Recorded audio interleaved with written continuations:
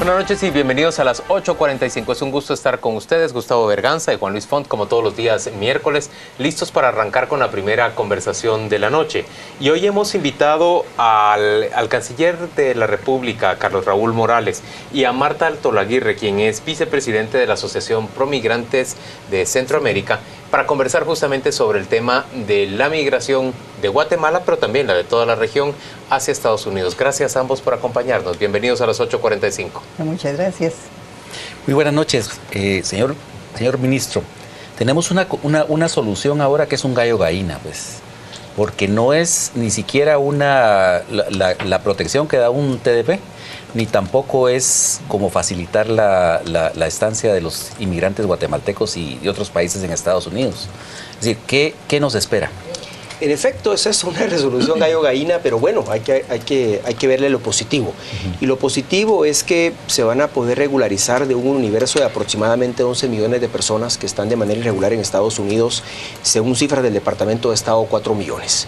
En el caso de los guatemaltecos, yo no soy partidario de dar cifras, no me gusta dar cifras porque eso es especular, prefiero esperar mejor la cifra oficial en su momento cuando nos digan cuántos guatemaltecos calificaron, pero esperamos que sean entre 100,000 y 200,000 guatemaltecos. Y esto es importante porque de alguna manera, según expertos, la cantidad de guatemaltecos que están de manera indocumentada en Estados Unidos llegan a unos 800,000 personas, otros hablan de 600,000, pero en todo caso, quiero decirle, Gustavo, de que nosotros seguimos apostando por el TPS, es algo en lo que no vamos a desmayar, seguimos trabajando fuertemente, seguimos haciendo el lobby correspondiente, seguimos solicitándolo y mientras hay esperanza vamos a tener mucha fe, por supuesto, en que esto nos pueda salir en beneficio de los guatemaltecos. Este beneficio, insisto, va a beneficiar a los guatemaltecos que estén desde antes del 1 de enero del año 2010 en Estados Unidos de manera irregular, que tengan un hijo nacido en Estados Unidos y que por ende sea estadounidense, o bien que ese menor sea residente legal.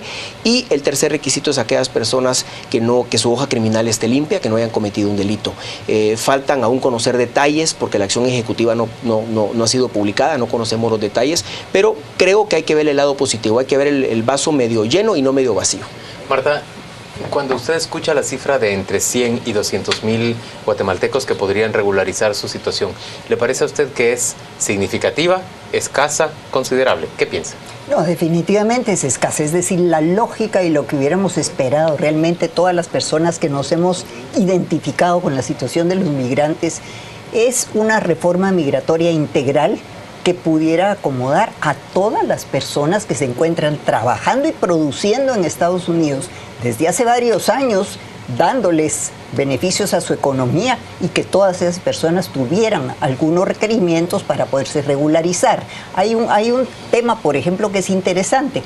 La mayoría de personas con las que uno conversa en Estados Unidos no necesariamente quieren ser ciudadanos, solo quieren poder quitarse viajar. quitarse el temor diario, ¿verdad, canciller? De estar trabajando, de poder llevar una vida normal. Entonces, realmente yo sí creo que el gobierno de Estados Unidos tiene que empujar hacia una reforma migratoria. Sé que se han polarizado mucho las posiciones, sobre todo de cierto grupo del Partido Republicano, que siempre ha tenido un poco esa tendencia, pero que ahora por razones políticas, pues todos tal vez vale la pena aprovechar. Ahora, es mejor que sean esos 100, 150, que no sea ninguno. Ahora, mire, Marta, yo no entiendo algo dentro del Partido Republicano.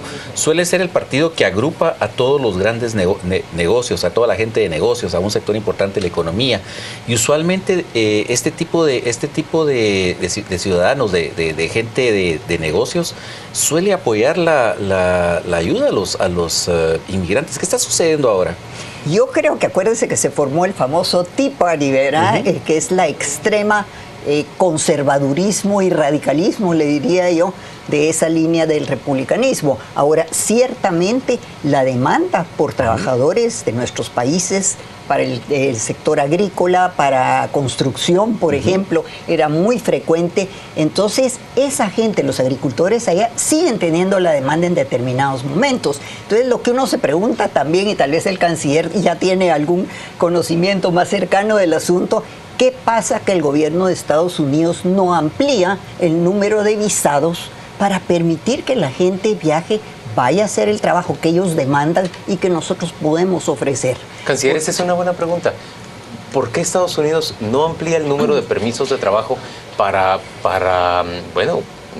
laborantes de la región? De hecho, quiero contarle que cuando la embajadora Altolaguirre fue viceministra, por cierto en 2 ocasiones, fue mi jefa, se trabajó fuertemente en el programa de trabajadores temporales que actualmente tenemos con Canadá y que es un rotundo éxito. Déjeme contarle que nosotros le hemos propuesto a Estados Unidos no 1 ni 2, 5, 10 veces, precisamente utilizar como ejemplo el programa que tenemos con Canadá, porque a pesar de que tiene ciertos problemas, es un programa exitoso. La gente viaja en avión, la gente le deja un seguro médico, un seguro de vida a sus familiares en Guatemala, las personas tienen un seguro médico allá, tienen un seguro de vida, tienen sus alimentos, trabajan por 6 meses mientras el clima lo permite y lo más importante, regresan a su país, regresan a su patria. Como usted bien lo mencionó, a los guatemaltecos no les gusta migrar. Si en ellos estuviera, ellos permanecerían en Guatemala, permaneceríamos porque nos encanta nuestro país, pero regresan 6 meses a vivir con su familia, a invertir sus recursos, a estar en el país.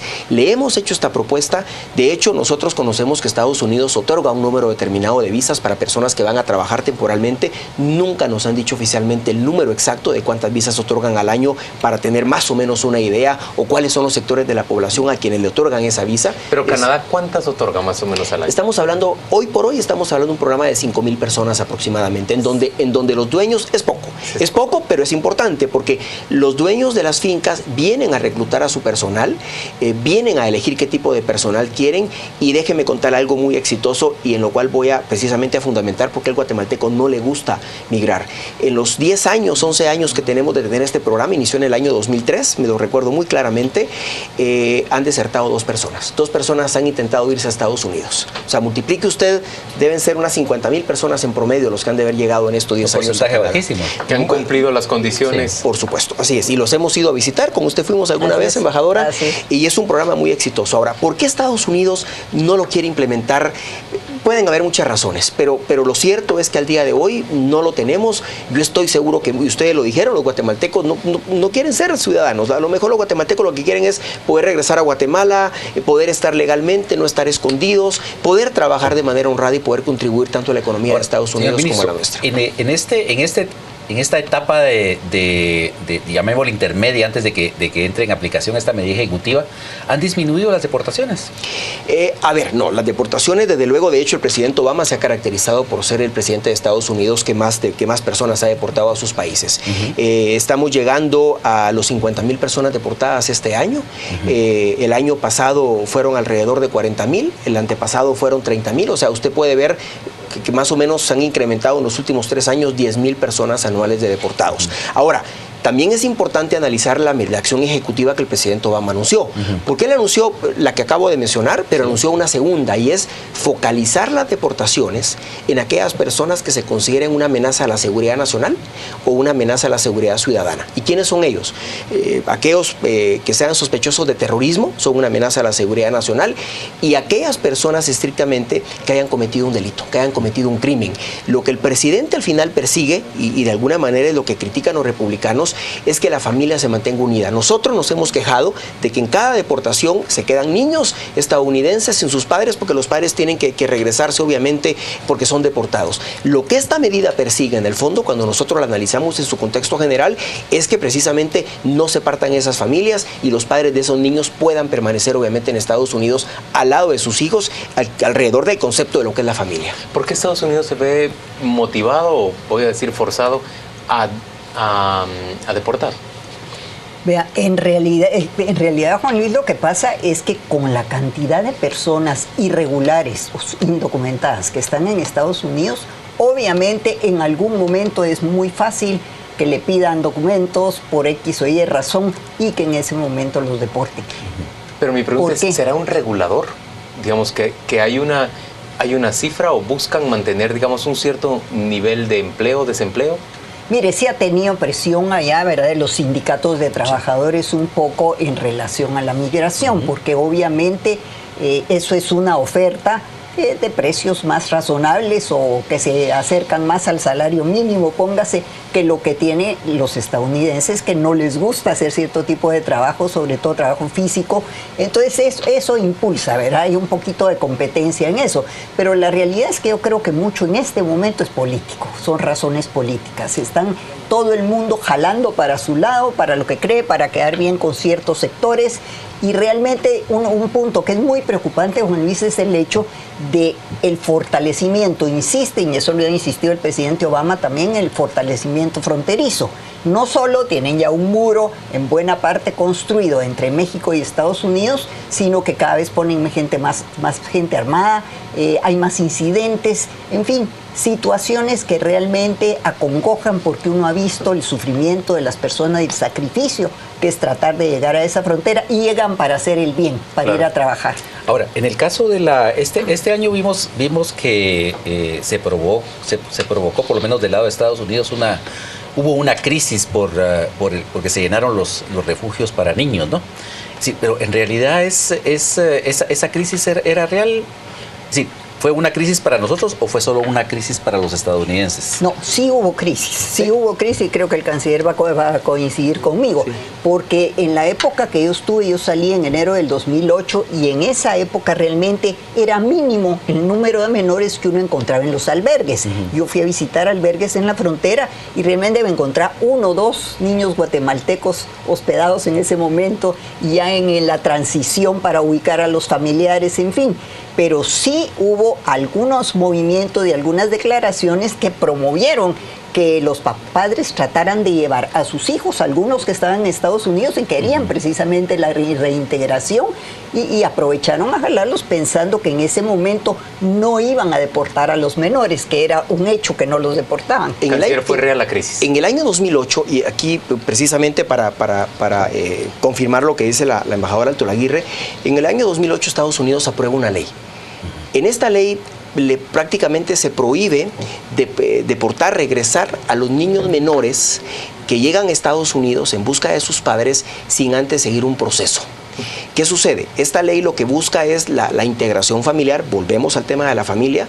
Lo que busca es que los niños que quedaran asegurados dentro del territorio estadounidense se le buscara a su familia, y si la familia demostraba que tenía un empleo, aunque estuvieran de manera irregular, que no habían cometido crímenes, que el niño iba a estudiar, que son gente de buena fe, prácticamente esta legislación les permitía a esos niños permanecer en Estados Unidos. ¿Qué pasa? Y aquí viene el problema nuestro, los coyotes, las personas que trafican con las personas.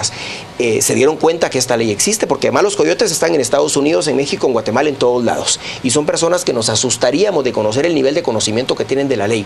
Y lo que hicieron fue comenzar a promover esta ley y comenzar a decirle a los padres: mire, si usted manda a su chiquito, él tiene garantizado la permanencia en Estados Unidos. Y eso fue lo que sucedió exactamente. Los 16,000 niños guatemaltecos que encontramos en la crisis precisamente del mes de junio fue precisamente derivado de ello. Nosotros, por supuesto, que estamos luchando porque esa ley no sea derogada, porque es sumamente importante para nosotros. De hecho, a partir de la crisis, que fue en el mes de junio, julio, lo que hay deportados niños menores son 168. O sea, si lo vemos en comparación con el número, que son 16,000, es prácticamente nada, y el resto de niños, lo que está haciendo ahorita la ley precisamente estadounidense es tratar de reunificarlos con sus familiares en Estados Unidos. Ahora, pero ¿se ha mantenido el ritmo de inmigración de niños? ¿Diría usted, Marta? De emigración hacia Estados Unidos, no, yo sí creo que ha crecido, obviamente por esas razones. Ha habido estímulos, o por lo menos mensajes que han estimulado a que las familias traten de reintegrarse con sus hijos, pero también está el tema, esto viene también de tiempo atrás, la limitación que hay en Guatemala en trabajo y en educación. Es decir, Guatemala no crea las fuentes de empleo que requieren los jóvenes. Y no le ofrece condiciones a sus jóvenes. Ni educación tampoco. Entonces sí hay un gran incentivo para que los jóvenes llegan 16, 17 años y dicen: me voy. Considero, hubo un descenso en la ola migratoria de menores, pero volvió a crecer hacia finales de año. Tuvimos el pico mayor, por supuesto, en julio. Luego hubo una campaña que dirigió la señora primera dama de la nación, y no solo en Guatemala, las primeras damas de El Salvador y de Honduras, y los niños asegurados obviamente en los albergues bajó considerablemente, porque evidentemente pues hubo todo un ruido mediático, en fin, hubo toda una campaña pidiéndole que no mandaran los riesgos que corren los niños a enviarlos con un coyote. Ahora, El tema es que ese número puede incrementarse en cualquier momento de nuevo, puede dispararse. Y usted tocó algo muy importante, embajadora, y es que la verdadera causa de la migración es la falta de oportunidad, es la falta de una oportunidad económica en nuestros países, porque no solo hablo de Guatemala, hablo por los 3 países. Y lo que se pretende precisamente con este plan de alivio que se está elaborando conjuntamente con el BID es poder enfocarnos estrictamente en esas causas de la migración, que es multicausal, por supuesto, no solo es lo económico, es la reunificación, en cierta manera, y en casos muy aislados también el tema de la seguridad, pero aquí nosotros tenemos un problema. Si nosotros no trabajamos en el capital humano, si nosotros seguimos teniendo niños desnutridos, si esos niños producto de su desnutrición no van a la escuela, no tienen salud, no terminan su primaria, ¿a qué empleo ellos pueden aspirar? A ser jornaleros toda su vida. Entonces, el problema que tenemos es muy profundo y lo que tenemos que hacer es enfocarnos, por supuesto, en ese capital humano, enfocarnos en nuestra población, enfocarnos en crear oportunidades de empleo, enfocarnos en fortalecer las instituciones públicas, porque también con un Estado débil no vamos a llegar lejos, y enfocarnos, termino con esta idea, en el tema de seguridad y justicia. Ahora, mire, embajador, señor canciller, en el caso de algunos países, tienen programas aparte de este programa del que usted habla, hay otros que identifican profesionales, les identifican empleos en otros países. Es decir, viene a mi mente, por ejemplo, el programa que tiene el Ministerio de Trabajo de Filipinas. Es decir, aparte del tratado que tenemos del acuerdo que tenemos con Canadá, ¿existe un programa similar como para identificar fuentes de trabajo en otros países, capacitarlos, conseguirles salarios razonables, darles la protección en otros países? Hemos negociado con otros países precisamente programas de trabajadores temporales. Lo hicimos en su momento, lo negociamos con Barbados, con Panamá. Déjeme contarle algo, el guatemalteco no le gusta migrar. Ese es un tema bien interesante. No le gusta migrar. Se va a Estados Unidos porque obviamente ahí tienen primos, tienen hermanos, tienen familias y se va para ahí. Pero a diferencia, por ejemplo, de los salvadoreños, que usted va a encontrar una columna salvadoreña hasta Groenlandia, el guatemalteco no le gusta migrar. Y de hecho, si revisamos los países en donde hay más guatemaltecos, son Estados Unidos, por supuesto, con la gran mayoría. Le sigue México porque en el camino hacia Estados Unidos se quedan, no es que se quieran quedar en México, tienen que quedarse porque se quedan sin dinero y tienen que quedarse ahí.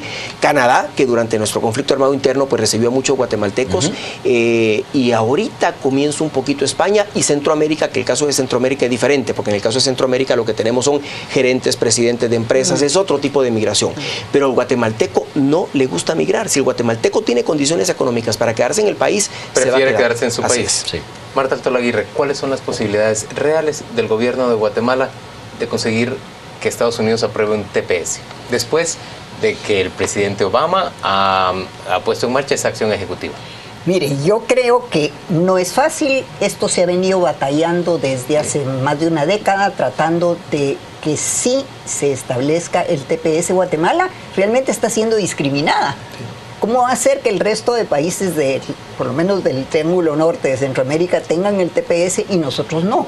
Y se ha estado insistiendo en pedirlo por las razones justificadas conforme a la ley que establece el TPS. Entonces realmente es complicado porque siempre le dicen no, de momento no, porque ya vamos a aprobar una reforma. Pero nunca llega el momento. Pero nunca llega. Entonces sí es complejo, es difícil entender un poco qué hay en la política realmente de fondo de Estados Unidos hacia Guatemala, porque otra cosa, nos podrían estar ayudando un poco más precisamente en contribuir con inversión en el país, con asesorías, tecnología, en fin, ¿verdad? Que tampoco lo tenemos. Ahora, pero usted estuvo en ese tiempo en Relaciones Exteriores y se dice que mucha del hecho de que no nos den el TPS es que porque se rechazó cuando se ofreció durante el Mitch, ¿es cierto esto? 98.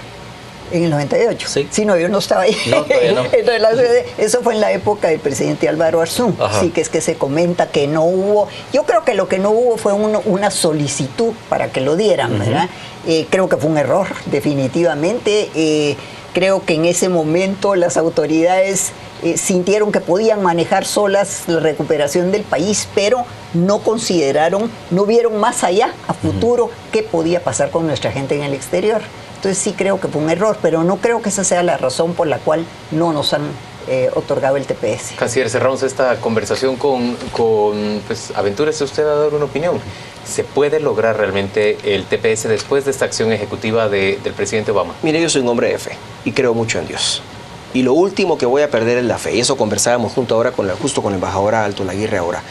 Yo tengo fe y tengo esperanza. No sé cuándo, pero nosotros vamos a seguir insistiendo y vamos a seguir insistiendo y vamos a seguir insistiendo. Ahora, hay que aclarar algo. El TPS tampoco es la solución a los problemas. La solución es la reforma migratoria integral. El TPS es un paliativo, como lo fueron estas medidas, estas acciones ejecutivas que el presidente Obama tomó. Pero sí mejoraría sensiblemente a muchos temporal, acuerdo. A muchos temporal porque además es por 18 meses. El mecanismo de protección es por 18 meses. Otro tema interesante, con las acciones ejecutivas que el presidente Obama anunció, la protección es por 3 años y es incluso una especie de residencia, que no lo tenemos aún claro porque estamos esperando la publicación. Otro tema importante que quiero dejar acá, que quiero comentar con ustedes, y la verdad es que lo hemos venido trabajando, usted, embajadora, lo trabajó fuertemente en su momento. Queremos dejar un legado en la Cancillería, queremos ampliar, vamos a llegar ahorita en enero a 15 consulados en Estados Unidos, vamos, si Dios nos lo permite, y no sé de dónde vamos a sacar los recursos, pero yo estoy seguro que lo vamos a hacer, a abrir 10 consulados más en las principales ciudades de Estados Unidos para llegar a 25 consulados y que el guatemalteco se sienta protegido, se sienta que su cónsul, que la red consular guatemalteca está cerca de él. Entonces, es parte de las acciones que tenemos que ir tomando también, porque el otro tema es que cuando estas acciones, estas medidas nos sean otorgadas, también tenemos que tener la capacidad de poder documentar a los guatemaltecos en Estados Unidos. Señores, gracias a ambos por acompañarnos a las 8:45. Vamos a la pausa comercial, volvemos dentro de muy poco.